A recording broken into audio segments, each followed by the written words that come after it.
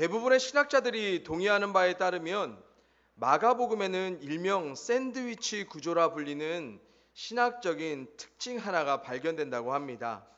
샌드위치 구조의 특징을 우리가 이해하기 위해서는 우리들 대부분이 참 좋아하는 샌드위치 중 햄 샌드위치 있죠. 그걸 한번 떠올려 보면 참 좋을 듯합니다.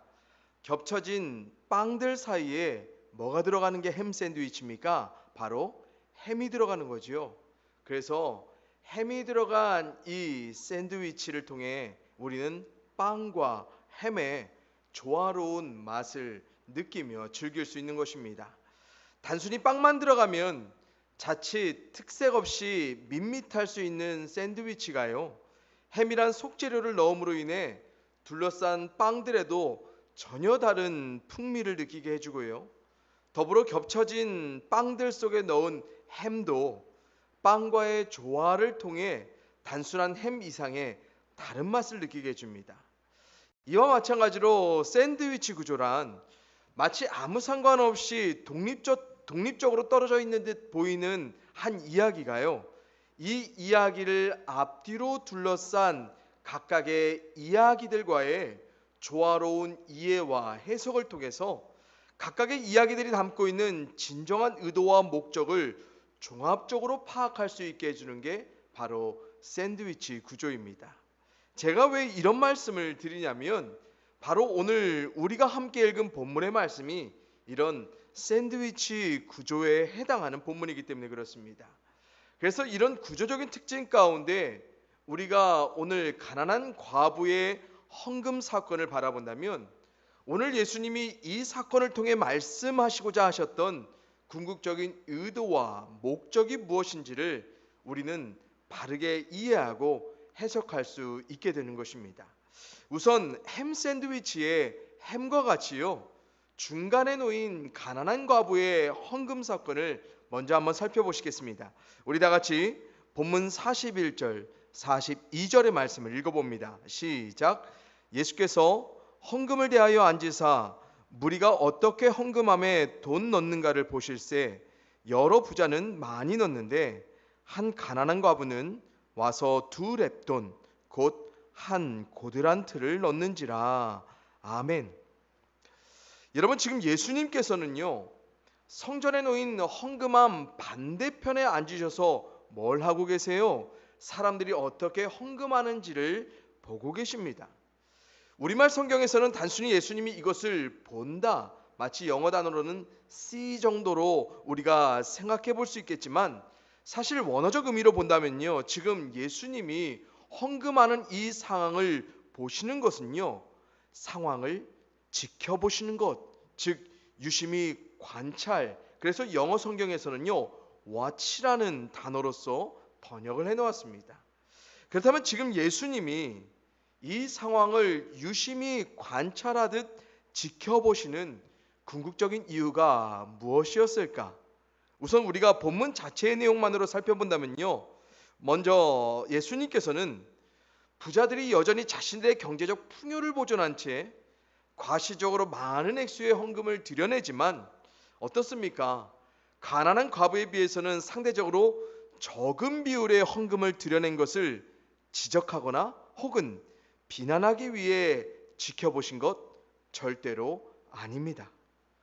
또한 예수님께서는요, 비록 보잘것없는 초라한 금액의 헌금이지만 극도로 가난했던 한 과부가 자신의 생사를 결정지을 만한 생활비 전부를 전적으로 하나님께 헌신했던 헌금의 양을 지켜보시며 자신의 삶을 돌보아 가신 하나님께로 향한 그녀의 전적인 신뢰의 태도, 믿음을 말씀하시거나 아니면 헌금의 상대적 비율을 따져가시면서 이 여인의 어떤 헌신도, 어떤 진정성을 예수님께 가늠하기 위해서 지켜보고 계신 것도 결코 아니었습니다. 다시 말해서 지금 본문에서 예수님께서 지켜보신 것은요, 헌금의 액수도 아니고 헌금의 양도 아니고 헌금하는 사람들의 진정성이나 헌신의 정도를 지켜보신 것, 그래서 사람들이 헌금하는 상황을 관찰하고 계셨던 것이 아니라는 거예요.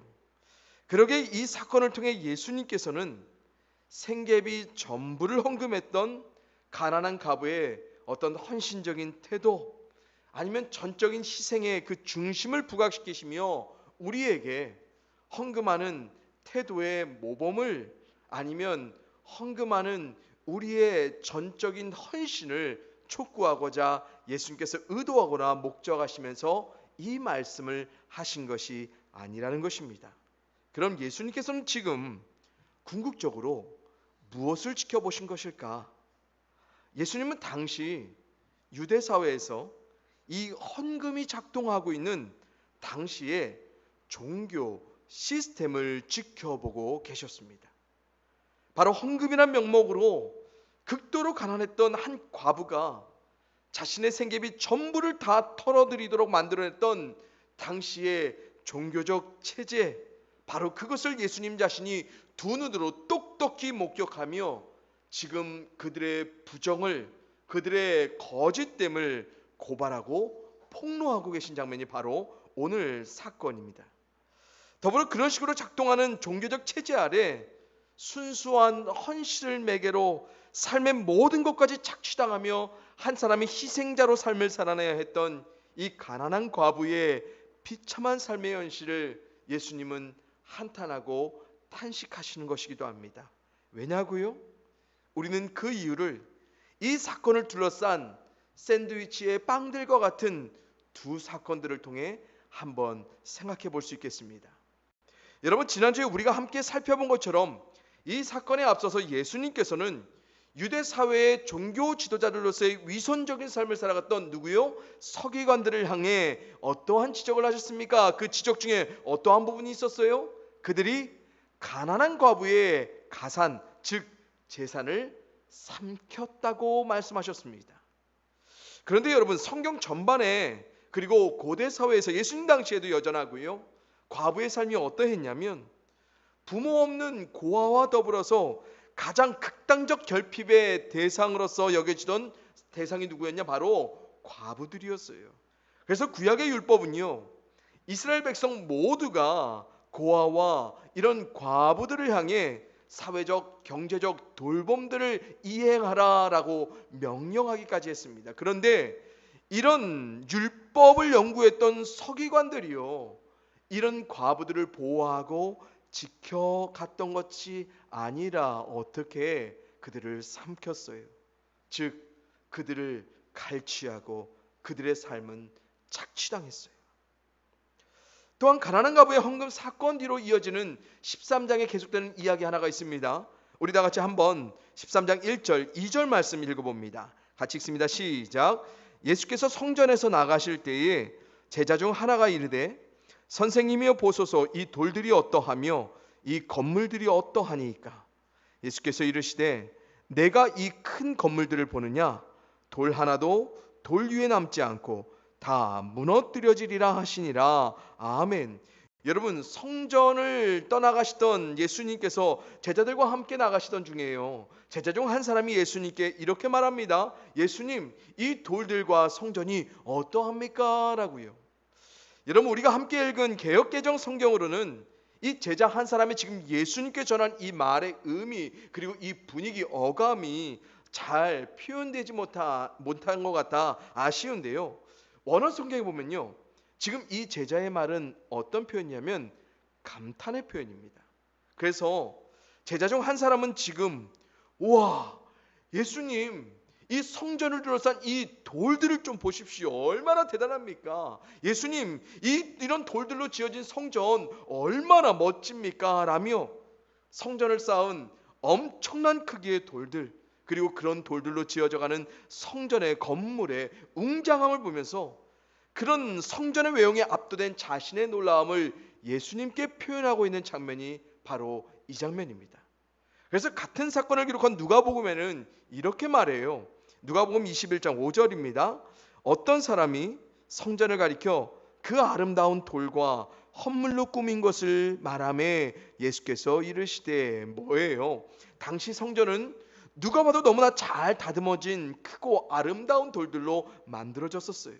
그런데 이 성전을 꾸민 아름다운 돌들을 포함한 성전의 모든 것들, 그래서 그렇게 화려하게 꾸며 치장할 수 있었던 성전의 궁극적인 출처가 어디 있었어요? 바로 헌물, 즉 사람들이 헌금한 것에 있었다는 것입니다. 그런데 이 헌금 안에 어떤 헌금이 포함되어 있느냐? 누군가의 정직하고 진실한 헌신된 헌금도 있었겠지만 이 헌금에는 누구요? 서기관들이 외식함으로, 과시함으로 그들이 하나님 앞에 종교적인 모양을, 자기네 신앙을 과시하기 위해서 표현됐던 수많은 헌금도 있었습니다. 더욱이 중요한 것은 이런 가난한 과부의 가산을 삼켜낸 헌금이 거기에 있었다는 거예요. 그런 헌금을 통해서 가난한 과부의 순수한 헌신이 매개체가 되었어요. 서기관들이 어떤 삶을 살았어요? 부유한 삶을, 이들의 삶을 갈취해가면서 누려갔고요. 자신들의 종교적 사회적 지위와 권세를 지켜낼 수 있는 성전을 꾸며내기 위해서 사회적 경제적 최약자들 중 한 사람인 과부들의 삶이 착취당하고 있어요. 어떤 것으로서요? 종교적인 체제인 하나인 헌금으로요. 그래서 예수님이 뭐라고 말씀하셨습니까? 이런 그들의 삶, 나중에 정말 더 중한 심판받게 될 것이라 선언하십니다. 또 한 가지 선언하시죠. 이런 성전은 돌 하나도 돌 위에 남아있지 않고 다 무너뜨려지리라 라며 선언하십니다. 다시 말해 이정한 부정한 헌금으로, 이런 불합리한 헌금으로, 누군가의 삶을 착취하고 유린한 헌금으로 지어진 성전, 그거 성전 아니라는 겁니다. 그렇기 때문에 다 없어져 사라져 무너져도 괜찮다라고 예수님은 심판의 말씀을 하십니다. 그래서 우리나라의 신약학 교수이신 이민규 교수님께서는요, 이 구조에 속한 사건을 이렇게 아주 간결하게 요약해 주십니다. 제가 읽어드립니다. 이 이야기는 과부의 가산을 삼키는 종교 지도자의 탐욕으로 과부의 헌물이 희생되고 이것으로 화려하게 꾸며진 부를 자랑하는 성전에 대한 심판 선언으로 변한다라고 말씀하십니다. 사랑하는 성도님들, 저는 오늘 이 복합적인 사건을 통해서 우리의 헌금이, 우리의 헌신을 상징하는 이 헌금이 과연 하나님 앞에 그리고 교회 가운데 올바른 의도와 목적성을 갖고 방향성을 가지고 드려지고 있는가, 우리가 한번 잠시 생각해 봤으면 좋겠습니다. 우선 하나님 앞에 드려지는 우리의 헌금에 관한 것을 좀 생각해 보죠. 여러분, 하나님 앞에 드려지는 모든 헌신된 헌금은요, 우선적으로 어떻습니까? 하나님이 우리 가운데 베풀어 주신 은혜에 대한 감사로서 우리가 자발적으로 드리는 것이고요, 하나님께서 뜻하신 목적을 위해 우리가 자발적으로 참여하고 헌신하기 위한 목적으로 하나님께 내어드리는 것이고요, 또한 물질이 우리의 삶의 주인 되지 않음을 믿음으로 선포하는 행위로서 우리는 우리의 삶의 일부를 하나님께 그리고 하나님의 교회를 통해 나눠지기를 소원하며 헌금하는 것입니다. 그러기에 하나님께로 향한 어떠한 헌금도요, 우리 자신과 자신의 삶을 착취하며 희생당하며 당하게 하는 것으로 드려져서는 안 되는 것이 헌금이에요. 그래서 사도 바울이 고린도 후서에서 아주 의미 있는 헌금을 드리는 자의 태도와 그 중심에 관해 이렇게 권면합니다. 우리 함께 읽어봅니다. 같이 읽습니다. 시작. 기쁜 마음으로 각자의 형편에 맞게 바치며 하나님께서는 그것을 기쁘게 받으실 것입니다. 하나님께서는 없는 것까지 바치는 것을 바라지 않으십니다. 각자 그 마음에 정한 대로 해야 하고 아까워하면서 내거나 마지못해서 하는 일은 없어야 합니다. 하나님께서는 기쁜 마음으로 내는 사람을 사랑하십니다. 아멘. 여러분, 헌신된 헌금은요, 우리 각자에게 주어진 형편 안에서, 그래서 형편 이상을 넘거나 즉 무리하면서 없는 것까지 탈탈 떨어가면서 드려내는 것, 그것이 온전한 헌신을 상징하는 헌금이 결코 아닙니다. 그래서 이런 식의 헌금 하나님께서는 절대로 요구하시지도 바라시지도 않습니다. 그러기에 우리의 헌금은요, 우리에게 허락된 마음의 정함대로 자유롭게 금액과 상관없이 하나님께서 우리 가운데 허락하신 기쁜 마음의 분량대로 진실하게 그냥 드리면 되는 겁니다. 절대로 아까운 마음에 남들이 얼마 하니까 나도 얼마 해야 하는 압박 때문에 아니면 신앙인에게 마지못해 의무감에 자원하는 기쁜 마음 없이 드려내는 헌금, 그래서 하나님께서는 이런 식의 헌금들 절대로 기뻐하지 않으십니다. 물론 우리에겐 헌금이요 훈련될 필요도 있습니다. 왜냐하면 세상의 부요를 쫓아가는 우리의 삶의 필요에만 집중하고 있는 우리들이 있기 때문에 우리는 헌금을 통해서 의도적으로 하나님께로 향한 우리의 삶의 신앙을, 또 이 세상과 관계해야 될 믿음의 행위를 표현하기도 합니다. 또한 하나님께로 향한 우리의 헌신의 마음이 너무 북받쳐 오르기 때문에 헌금을 통해 때론 상당한 분량의 헌금을 하나님께 자원하기도 하고요, 때론 자신의 삶의 많은 것 전부를 포기하며 희생하며 드리는 헌금들도 있습니다. 그러나 주의해야 됩니다. 기쁜 마음의 희생인지 내 형편에 어울리는 희생인지, 우리 마음의 정함을 벗어난 누군가의 마음에 의해 조정되고 강요되고 착취된 희생인지, 그래서 희생하는 헌금이 아니라 희생당한 헌금인지 우리는 늘 분별을 가지고 하나님 앞에 우리 자신의 진실한 감사를, 또 자발적인 헌신을, 믿음의 선포를 하나님 앞에 헌금으로 드려가야 하는 것입니다. 둘째로요, 제가 좀 더 주목하고 싶은, 고민하고 싶은 것은 교회를 통해 헌신하는 우리의 헌금에 관한 것입니다. 여러분, 저는 개인적으로 우리 한국식 기독교 문화 안에 널리 퍼져 있는 교회의 헌금 체계가요, 성도들의 자발적인 헌신을 기다려주기보다는 오히려 의무적으로, 때론 강요된 헌신으로 둔갑하여 우리 가운데 다가오고, 아니 놓여져 있다라고 생각해 봅니다.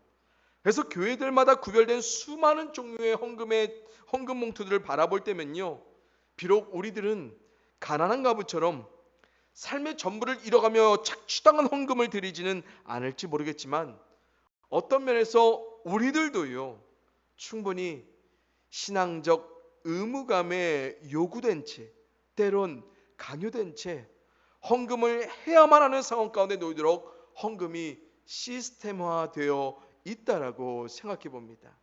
그래서 교회 입구에 들어서자마자 이미 수많은 헌금의 종류들이 펼쳐져 있고요, 특별히 절기나 부흥 집회 같은 것이 있을 때면 그런 행사에 맞춰 주보들의 헌금 봉투가 삽입되어 있고요, 혹은 목회자들이 그런 헌금 봉투를 서서 문 앞에서 나눠주고 예배 중 헌금통이 돌아다니고요, 헌금 바구니를 들고 헌금을 수거하는 헌신된 사람들이 순서를 맡아 다니고요, 때론 헌금한 사람들의 이름들이 목회자에게 확인되고 호명되면서 더군다나 헌금한 이들을 향한 하나님의 축복을 바라며 기도해 주는 이런 기복적 행태, 이런 저급한 행태의 목회 활동들이 있습니다.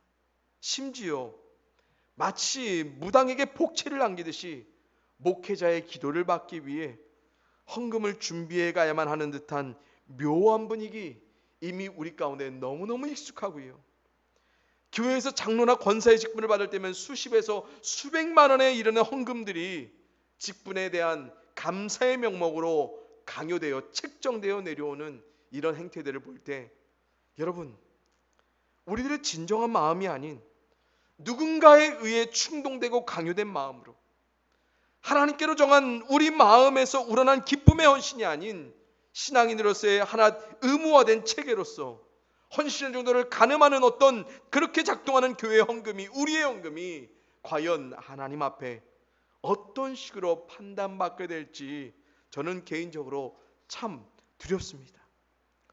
또한 교회 가운데 헌신의 헌금이요, 단지 교회의 외형을 아름답게 치장하며 입이 딱 벌어질 만큼 웅장하고 화려하게 교회를 만들어내는 것에만 주목한다면, 목적한다면, 그런 식의 교회를 통해 하나님이 높임 받으실 거라 믿는 우리들이 있다면, 과연 후에 주님께서 오셔서 이런 헌금들로 세워진 우리의 교회들을 주님 보시기에 여전히 굳건히 서 있는, 그렇게 칭찬받는 교회로서 남아있을지, 아니면 예수님 말씀처럼 돌 하나도 돌 위에 남지 않을 만큼 완전히 헐어 무너뜨리실 그런 교회일지 저는 더욱 두려워집니다. 여러분, 만약 하나님께서요, 교회를 엄청난 헌물로 아름답고 웅장하게 치장한 그 규모와 크기로서 이 세상 가운데 승부를 거시기 원하셨다면, 작정하셨다면, 애초에 하나님께서는요, 우리 주 예수 그리스도를 초라한 말구유에서 탄생하게, 그렇게 비천하게 탄생하게 하시지 않고요, 아주 거창하게 성대한 장소를 통해서 분명하게 모두에게 각인될 만한 화려한 탄생을 계획하셨을 것입니다. 만약 하나님께서요, 정말 이 세상 가운데 종교적, 사회적, 경제적 파워의 높음들로 이 세상 가운데 하나님을 드러내기 원하셨다면, 그런 사람들을 위해서 예수님께서는 그런 사람들과 함께 예수님이 함께 하셨겠지, 예수님은 결코 가난하고 소외된 사람들이 즐비한 갈릴 지역을 주로 다니면서 이 땅 가운데 사역하시지 않았을 거예요.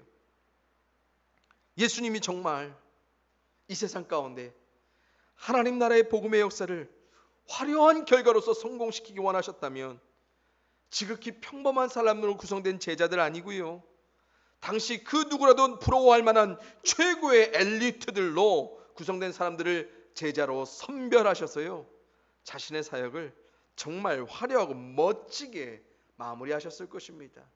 하나님이 예수님을 통해 정말 화려하고 웅장한 사역의 피날레를 목적하셨다면, 하나님은 예수님을 십자가의 죽음이 아닌 이 세상 모든 권세를 무너뜨리며 그들을 죽음 가운데 내몰며 심판하시는 그런 두렵고 무서운 왕으로서의 그리스도를 목적하셨을 것입니다.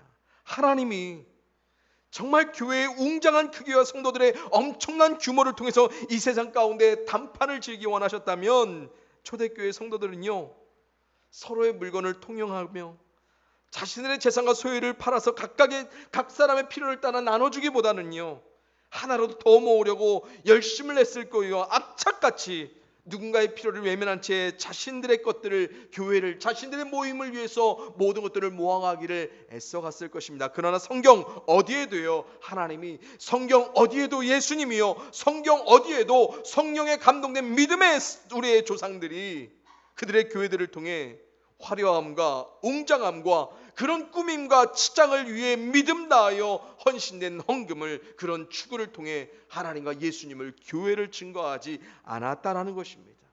여러분, 절대로 오해하지 마십시오. 제가 지금 큰 교회 비난하는 거 아닙니다. 교회가 숫자적으로 증가한 것 가운데 헌금을 통해서 교회의 외형이 확장되기 때문에 우리 교회가 커질 수 있는 것 인정합니다. 그래야 되지요. 확장할 수 있지요. 부정하지 않습니다. 교회는 커질 수 있습니다. 이런 커짐은 분명 성도들이 하나님과 교회를 통해 헌신된 헌금들로 이루어지게 될 것입니다. 그러나 중요한 것은 우리는 크게 되기 위해 헌금하지 않는다는 것입니다. 크고 화려한 치장을 위해, 꾸며내기 위해서 헌신하라고, 헌금하라고 말하지 않아야 된다는 것입니다. 오히려 초대교회의 원리대로 보면요, 교회는 어쩌면 클 수가 없는 건물입니다. 공동체입니다. 왜요? 팔아서 헌신하고 헌신된 그것들을 서로와 세상의 필요를 위해 나눠 갔거든요. 나눠주는데 어떻게 커집니까? 나눠가는데 어떻게 외형이 자라날 수 있겠습니까? 아니죠.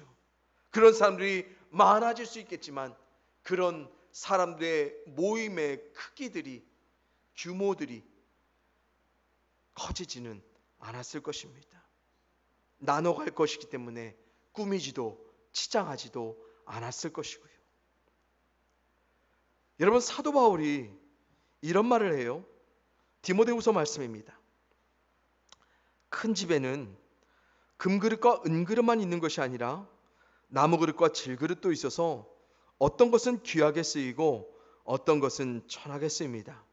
그러므로 누구든지 내가 말한 이러한 것들로부터 자신을 깨끗하게 하면 그는 주인이 온갖 좋은 일에 요긴하게 쓰는 귀하고 성별된 그릇이 될 것입니다.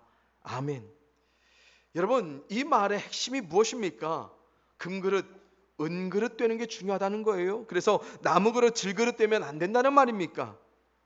귀한 쓰임만이 가치 있고 별 볼 일 없는 천한 쓰임 무가치하다는 것입니까? 아니죠. 이 말씀의 핵심은 어떤 그릇이든 상관이 없어요. 그런데 그 그릇이 어떤 그릇이 되는 것이 중요하냐? 주인이 좋은 일에 요긴하게 쓸 수 있는 깨끗한 그릇이 되는 게 가장 중요해요.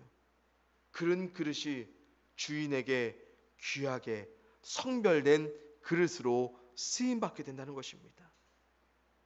여러분, 하나님께로 향한 우리의 헌신이 담긴 헌금은요, 그리고 이 헌금이 집행되어지는 교회에서는요, 그래서 늘 깨끗한 추구, 하나님이신 우리 교회의 주인 되신, 우리의 삶의 주인 되신 하나님 앞에 귀하게 성별되게 드려지고 쓰여져야 돼요.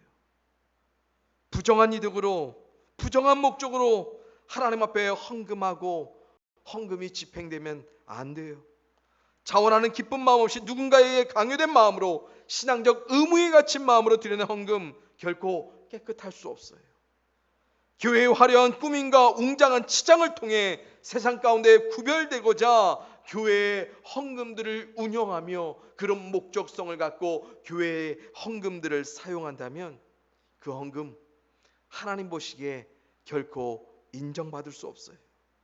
우리는 교회의 주인 되신 하나님이 쓰실 깨끗한 그릇으로 귀하고 성별되게 우리를 통해 세상을 돌보게 하신 하나님의 마음 따라 우리의 것들을 나눠가며 헌신하는 것, 그것이 바로 우리의 헌금이 갖는 목적이자 이 헌금이 향해야 할 방향이라는 것을 다시 한번 기억했으면 좋겠습니다. 말씀을 맺습니다. 사랑하는 성도님들, 하나님께로 향한 어떠한 헌신에서도 우리 모두 우리의 중심을 깨끗하게 들어갈 수 있기를 간절히 소원합니다.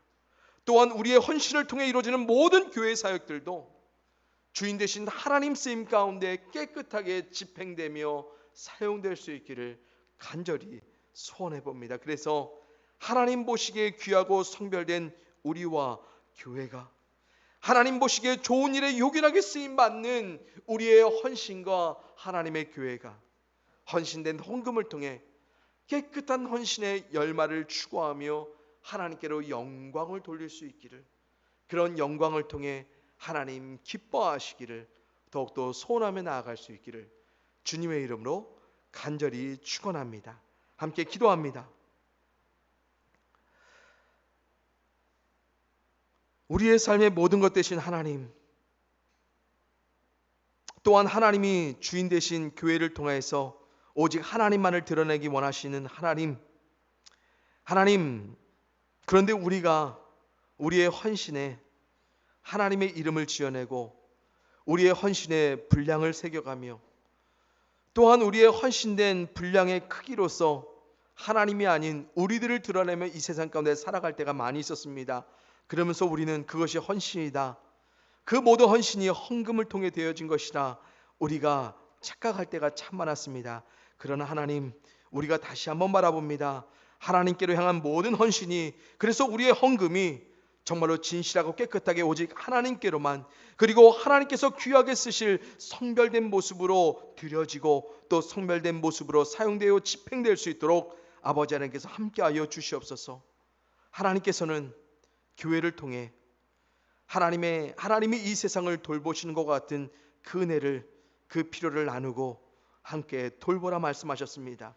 아버지 하나님, 우리 교회가 그런 교회 되게 하시고 그런 방향을 갖고 교회에 모여 함께 서로의 것들을 희생하며 나눠가며 헌신하며 섬길 수 있기를 더욱더 소원할 수 있는 그런 진실한, 그런 기쁨이 있는 공동체 될 수 있도록 주께서 허락하여 주시옵소서. 또한 그런 기쁨의 추구를 갖고 살아가는 우리 성도들의 삶 하나님께서 축복하시고 저들 가운데 하나님 채워주심의 놀라운 것들로서 더욱 이 세상과 많은 것들을 교회를 통해 또 우리의 삶을 통해 나눠갈 수 있도록 주께서 함께하여 주시기를 원합니다. 감사를 드리옵고 사랑이 많으신 예수님의 이름으로 기도하여 싸움나이다. 아멘.